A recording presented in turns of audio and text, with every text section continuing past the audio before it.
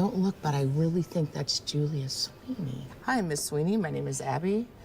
Your character, Pat, that you played, who nobody could tell was a man or a woman, ruined my life. One of the best queer shows on TV just got canceled, and it's too bad, because I only discovered it a few weeks ago. And I'm guessing there's lots of others who haven't discovered it yet either. The show I'm talking about is called Work in Progress, a Showtime dramedy that follows Abby, a self-described queer dealing with OCD and anxiety. The series explores Abby's complicated family as well as the relationship she develops with a trans man named Chris. I'm not gonna lie, I am biased. This is a Chicago show through and through. When I turn it on, I recognize almost every place that they've filmed in. I recognize people I used to watch perform on the Second City main stage, but even taking my bias into account, this is a great show. And you know, if you go out online, what you'll see talking about with regards to the show is how inclusive it is, how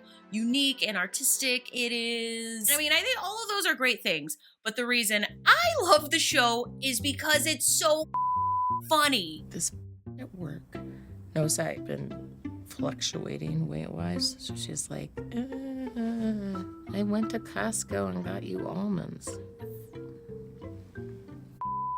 Bitch. I don't know why, but I totally get why Abby's boss is a for buying her almonds. You know what I don't like? I don't like when anyone gives anyone unsolicited health tips. Thanks for the tips, Craig. Hope you make it to 50 because you smoke like 9 packs a day. So my favorite character on the show is Abby's boss, played by Mary Sohn. They didn't say why you were out. If you must know, I was at a funeral.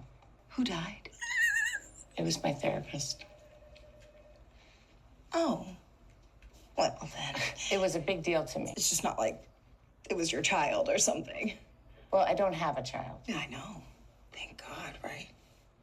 You know, I went to a therapist once. It did wonders. You went once? Yeah. You know, I went to a therapist once. Cured me of everything. Nothing's wrong with me now. I'm perfect. I just like Mary Sohn needs her own show. Like, the fact that Mary Sohn doesn't have her own show angers me. I only allow myself to have one a week. You know those people who are just like, they accent everything? That is this character. It's like, it just, when it gets in your mouth, it's so good. It's like, ha ha. Do you think that I'm mean? Sometimes, Oh yeah. my God. You know what? I don't even care. Oh, one of the other things I love about this show is the dynamic between Abby and her sister. Do you think that I'm mean? Shut the f up. I don't even care. You are honestly the worst person I know. Your roommate seems really, really nice. She's the best. You, Chad, you always get drunk and you ruin everything fun. Last week, I was perusing the L Word subreddit, and I saw a post mentioning that Showtime had canceled 3 shows, none of them the L Word Gen Q, but one of them was Work in Progress. My heart sank when I saw that, but it sank even more when I read what Lily Wachowski, one of the producers and directors on the show, had to say about the cancellation. And if you want to read the whole thread, I have linked it below, but here are some of the things Lily said. Right before the Thanksgiving holiday, I got the extremely disappointing news from the execs at Showtime that Work in Progress was not going to be picked up for a 3rd season. It was a major bummer. I had a sinking feeling that we might not be renewed. The production's contracts were written in such a way that the actors' salaries were locked for 2 seasons, with an incremental bump from season 1 to 2. The studio would have had to negotiate with a whole bunch of folks who had given them a very good deal at the outset and were due for a raise. So the network was probably running the numbers, and even though a show like ours, super contained, entirely shot on location in Chicago with mostly local talent, the bottom line did not work for them. Okay, what I'm inferring from this is that the cast and crew seem to have maybe gotten gypped on their initial salaries. Seems like they weren't paid enough if it was so obvious they would all need raises. Unfortunately, businesses for obvious reasons, don't like to give people raises. What Lily's suggesting makes me feel like they should have maybe fought for higher wages at the beginning, especially knowing that it just like ended up contributing to them getting canceled. But then maybe the show would have never gotten made if that's what they had fought for. We were told viewership went down from season 1 to season 2. That doesn't shock me, as I'd never even heard of this show up until a couple weeks ago. Since our disheartening news, though, Work in Progress has made 7 top 10 lists and has been nominated for Best Comedy in the GLAAD Awards. But unfortunately, that isn't enough to overcome the bottom line, which is frustrating because shows like ours get trotted out to illustrate how networks and studios are so committed to diversity, but then get cut before they can establish a viewership. It is a bit of a vicious cycle. At what point does the commitment and championing of diversity end? I think we all know the answer to this. It's that networks aren't really committed to diversity. Well, they're committed in a way that, like, I'm committing to never eat French fries again. Like, that's just something I just said, and all of you watching right now know, oh yeah, that probably brushes her teeth with French fries. Lily Wachowski is very aware of this, and she's calling Showtime out on it here. The conundrum is, we want the money that networks like Showtime bring to series, because without it, you end up with things like Christmas at the Ranch, where like basically the audio of the entire movie was ruined because of some like amateur recording problem they had. And I'm sorry, I thought that movie was very cute. I know it's like a low budget thing, but that doesn't happen when the money's flowing. But there just isn't an easy fix for this problem. I've been asked numerous times what I think about corporations putting rainbows on their t-shirts and selling it around Pride every year. And I always say, I love it. I don't love that those same corporations often will turn around and donate to some politician actively working against our community.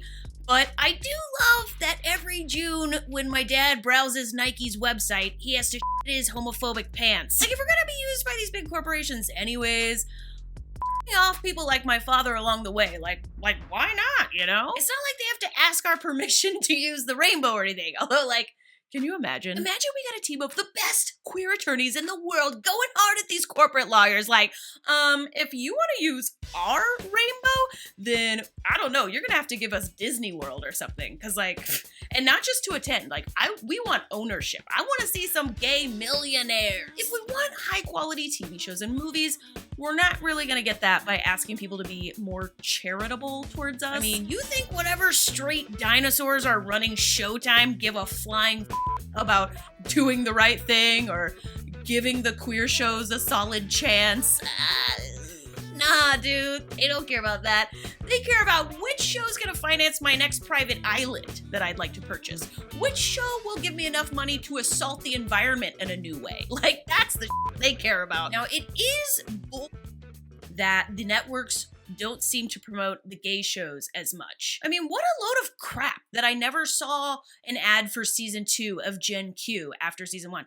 That I never saw a single ad or promo on Instagram or nothing about Work in Progress. What, did they spend the marketing budget on some exec's sexual assault defense fund? Where is the money for marketing? What's clear to me is that Lily Wachowski is very much right. They didn't see Work in Progress as anything more than a 2-season appease the queers cupcake. And that is why Lily's Twitter thread feels like it rings so true. If the answer to that question is at the bottom line of a profits and loss spreadsheet, then maybe you're not really invested in diversity at all.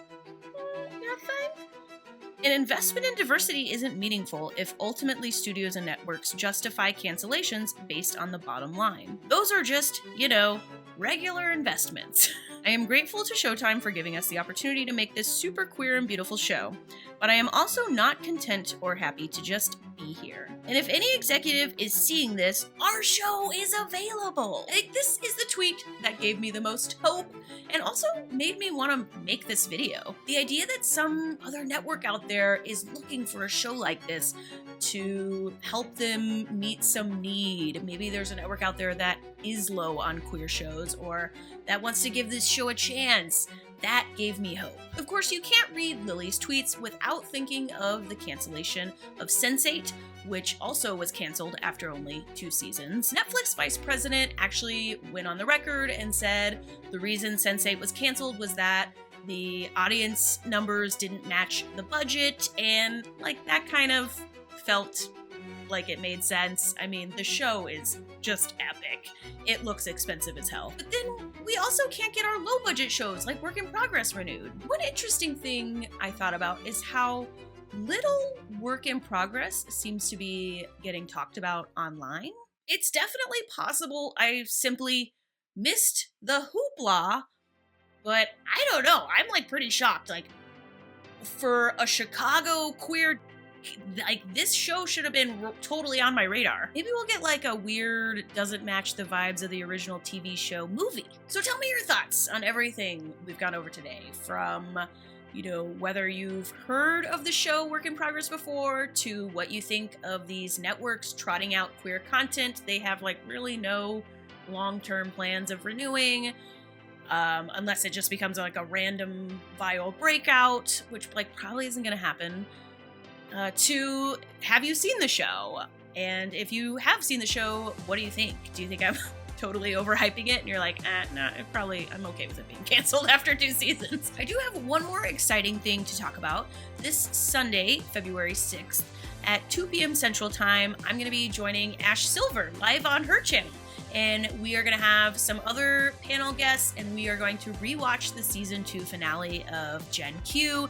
We're going to talk about it, laugh about it, joke about it, and we are actually hoping this helps bring a little more interest back to Generation Q so that Showtime will get off their butts and renew this damn show. I'm super stoked about the live.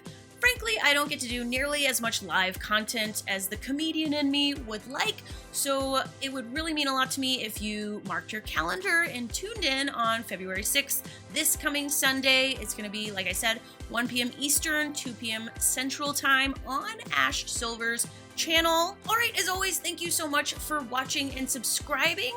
I'm Amanda. This is my Really Gay YouTube channel, and I'll see you next video.